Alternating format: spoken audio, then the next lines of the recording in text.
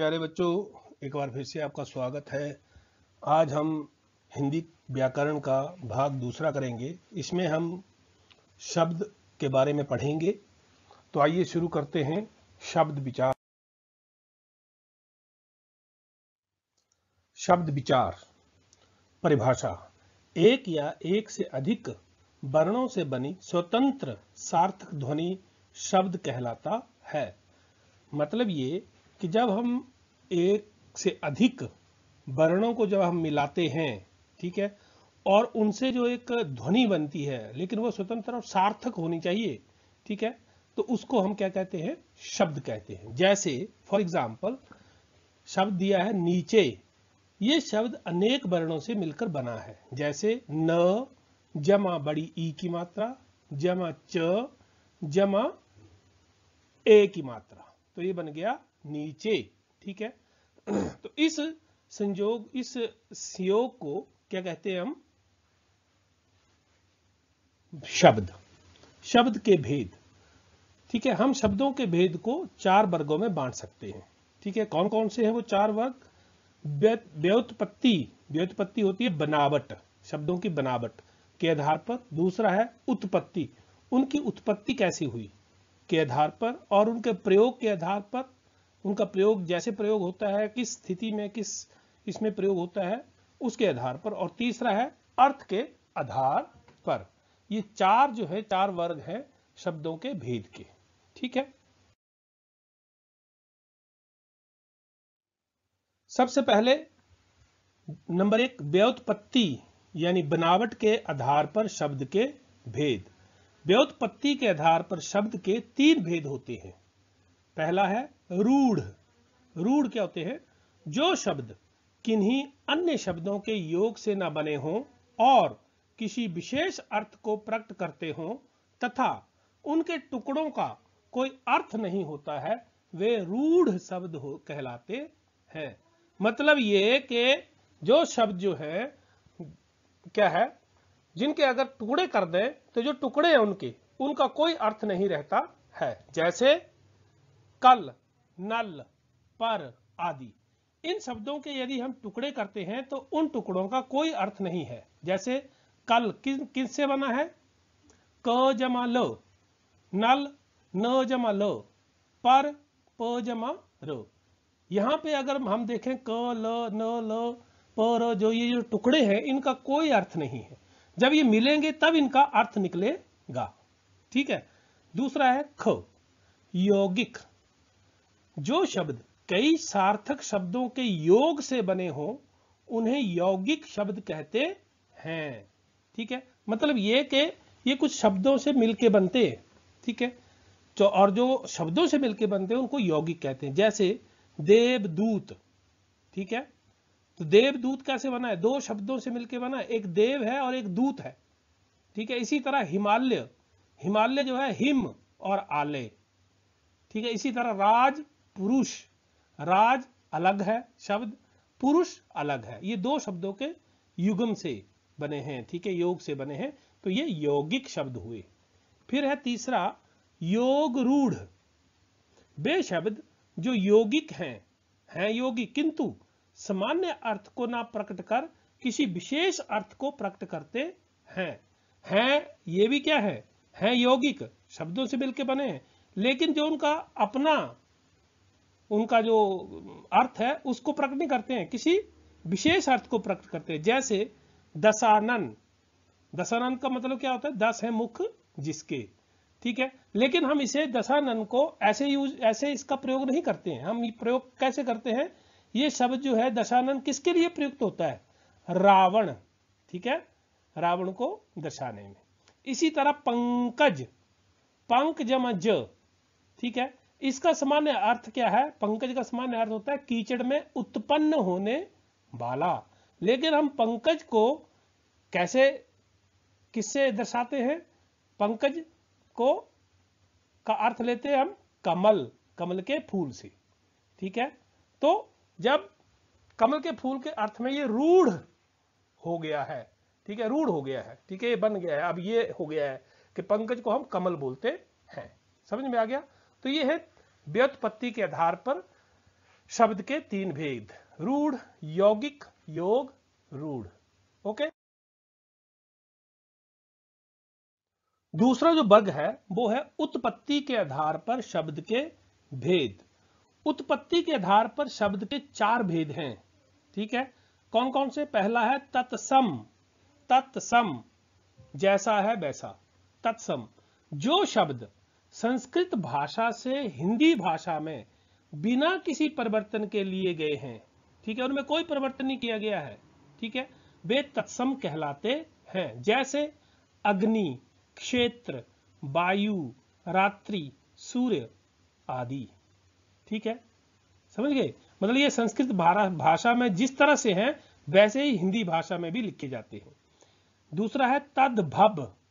ठीक है, तद्भव जो शब्द रूप बदलने के बाद संस्कृत से हिंदी में आए हैं वे तद्भव कहलाते हैं। ठीक है, मतलब संस्कृत भाषा से आए हैं लेकिन उनका रूप जो है वो बदल गया है। जैसे आग, संस्कृत में इसका शब्द है अग्नि। खेत, संस्कृत में इसका है क्षेत्र। रात, संस्कृत में इसका है रात्रि। सूरज, सूरज का संस्कृत में है सूर्य आदि। ठीक है, अब ये नीचे एक तालिका दी गई है, ठीक है, जिसमें जो आपके तत्सम शब्द है, मतलब संस्कृत के शब्द हैं, उनका तद्भव शब्द क्या हिंदी में यूज होता है वो दिया है। जैसे कुंभकार, कुंभकार तद्भव शब्द है इसका कुम्हार। दधी, दधी का तद्भव शब्द है दही। त्वरित, त्वरित का तद्भव शब्द है तुरंत।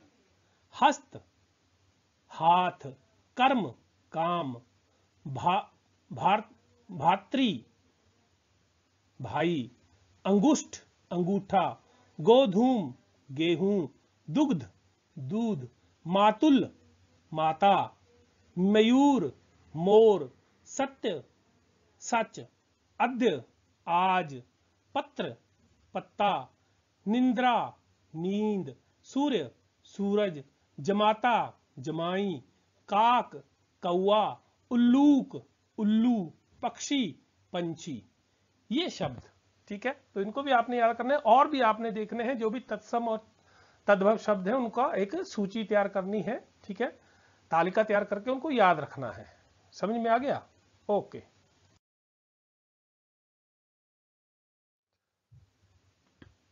दो भेद तो हमने देख लिए, अब तीसरा भेद है देशज। ठीक है, देशज उत्पत्ति के आधार पर कर रहे हैं हम। देशज जो शब्द क्षेत्रीय प्रभाव के कारण परिस्थिति या आवश्यकता अनुसार बनकर प्रचलित हो गए हैं वे देशज कहलाते हैं। मतलब जैसे अलग अलग क्षेत्रों में किसी वस्तु को या किसी चीज को अलग अलग ढंग से उच्चारण किया जाता है, अलग अलग ढंग से उसका नाम होता है, तो वो जो प्रचलित हो गए हैं, ठीक है, वो भी हिंदी में कुछ शब्द आए हैं तो उनको बोलते हैं देशज। ठीक है, जो अपने देश के प्रांतों में क्षेत्रीय प्रभाव से, ठीक है, ये आवश्यकता अनुसार वो आ गए हैं। जैसे पगड़ी, ये भी देशज शब्द है। गाड़ी, थैला, पेट, खटखटाना आदि। ठीक है, फिर है चौथा विदेशी या विदेशज। ठीक है, विदेशी भाषाओं से आए शब्दों को विदेशी शब्द कहते हैं, जो विदेशी भाषाओं से आए हैं। जैसे सबसे ज्यादा जैसे अंग्रेजी की बात करें तो वहां से भी काफी शब्द आए हैं, जैसे स्कूल, टेलीफोन, रिक्शा, खूब, हैजा आदि। ठीक है, ये विदेशी शब्द हैं। ठीक है, यहाँ पे कुछ अलग अलग भाषाओं से आए कुछ शब्द जो है उनको उनका एग्जाम्पल दिया गया है, उदाहरण दिया गया है। देखिए, फारसी शब्द, फारसी भाषा से जो शब्द आए हैं, जैसे कूचा, खाल, तमाशा, गर्म, जिगर, चादर, चिराग, पलंग, मुर्दा, मुफ्त, सरकार, सौदागर, हफ्ता, हजार, पेशा, खुश, आवारा, आराम, किशमिश, जोश, तवाह इत्यादि और भी हैं। ठीक है, अरबी शब्द जो अरबी भाषा से आए हैं, अजीब, अक्ल, औलाद, दुकान, खबर, खत, जालिम, दुनिया, फकीर, फायदा, मुहावरा, मशहूर, मतलब, नहर, वकील, हैजा, हिसाब, तकदीर, तारीख इत्यादि। तुर्की भाषा से जो आए हुए शब्द हैं, तुर्की शब्द उर्दू, कालीन, काबू, कैंची, कुली, बेगम, बहादुर, मुगल, सौगात, सुराग इत्यादि। ठीक है। अंग्रेजी शब्द, अंग्रेजी भाषा से तो काफी शब्द हैं, जैसे तारपीन, डॉक्टर, लालटेन, बोतल, अस्पताल, कप्तान, टिकट इत्यादि। ठीक है। पुर्तगाली शब्द जो पुर्तगीज भाषा से आए हैं, अलमारी, चाबी, फीता, तंबाकू, बाल्टी, गमला, मेज, कनस्टर, कमरा, काजू इत्यादि। ये शब्द जो हैं ये विदेशी भाषाओं से हिंदी में प्रयोग होते हैं। ठीक है।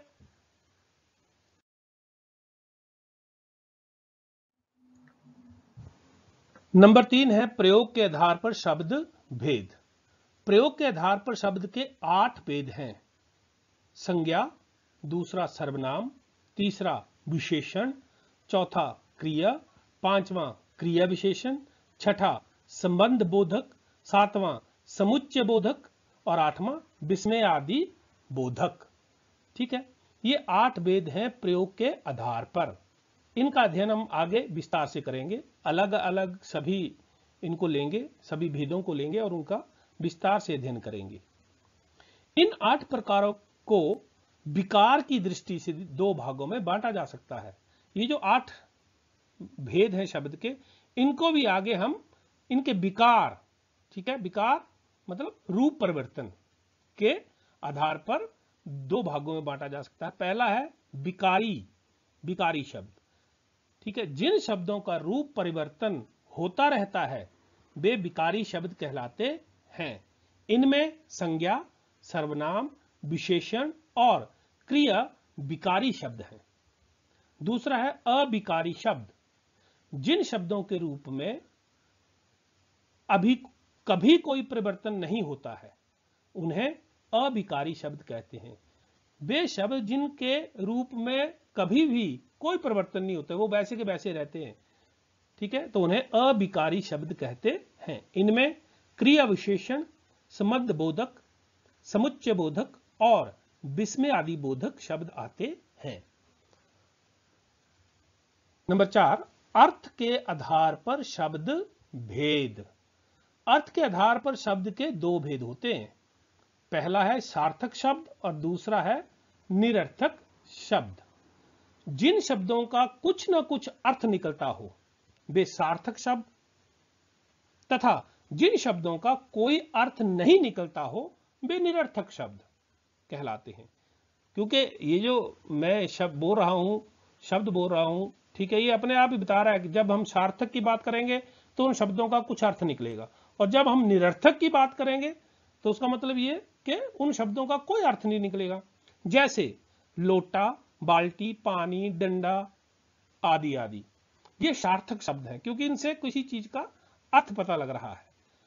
ठीक है। इसी तरह अगर मैं बात करूं, हम बोलते हैं ना लोटा बोटा, बाल्टी शाल्टी, पानी वानी, डंडा वंडा।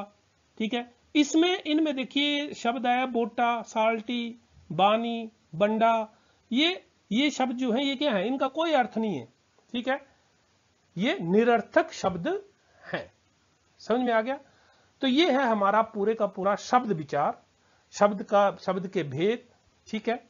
तो आगे इसके बाद हम जो हमारा टॉपिक शुरू होगा भाग 3 में, वो होगा संज्ञा। ठीक है। तो इनको आपने सही ढंग से पढ़ना है।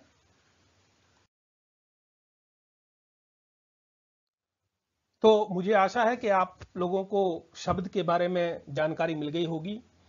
ठीक है। इनको सही ढंग से दोबारा पढ़ो, लिखो और समझो किस किस आधार पे इनका वर्गीकरण किया गया है। ठीक है। तो अभी तक के लिए धन्यवाद।